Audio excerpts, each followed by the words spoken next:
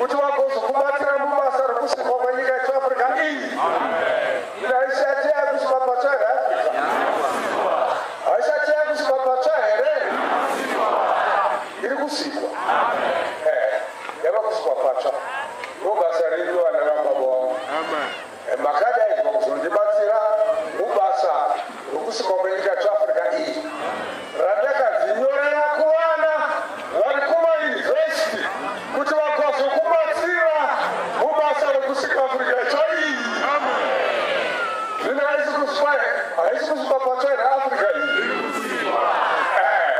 Vose vari kuuya kuna Jesu.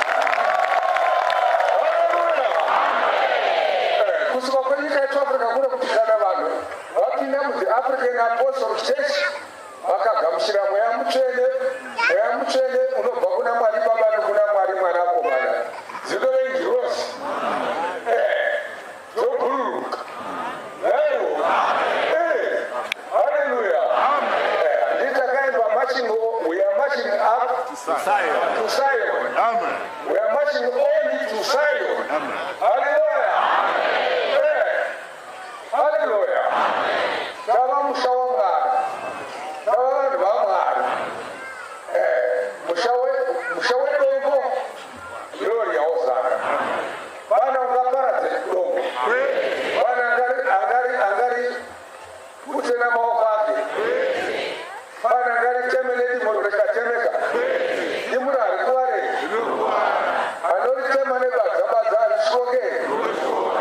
Nedimu rishoke.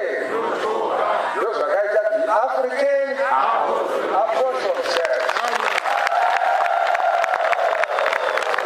Chiramba kupfeke tufura mbiri youtare nokuti ugaro hwaJehovha, ugaro hwaMwari Baba naMwari Mwanakomana naMwari Mweya Mutsvene. Hapana angagona Mwari akakunda. Kwete.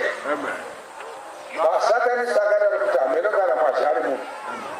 Vanhu vake hapasvikwi. Haleluya. Handizve. Hanzi kuti tisvika pato tomba taputsika tomba takuvara. Noparadza. Zvite muri vana vaMwari vana vababa vangu. Muramba makadaro. Mobatisisa. Mochengeta shoko rinoti batisisa icho chaunacho. Nokuti hapana angakutorera korona yako. Ingundo yokumambo usingaparadzwe iyi. African Apostolic Church. Ikorona. Gloria. Verenga Mwari. Mapisarema 71 munyengetero womutana. Ndavana makore mangani? 96. 96. 98. Amenokana. Munenga musi. Oh, yeah, it's 17. You are ma? You are makore mangani? 96. 96. Yes, orange. Hallelujah.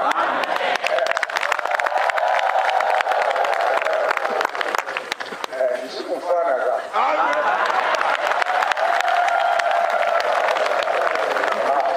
Vana vamangu vakasvika kuma 95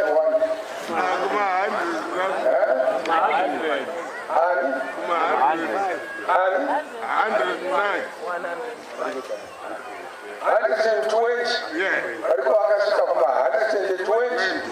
Handizve. Ndinenge ndisiri mwana mudikiga.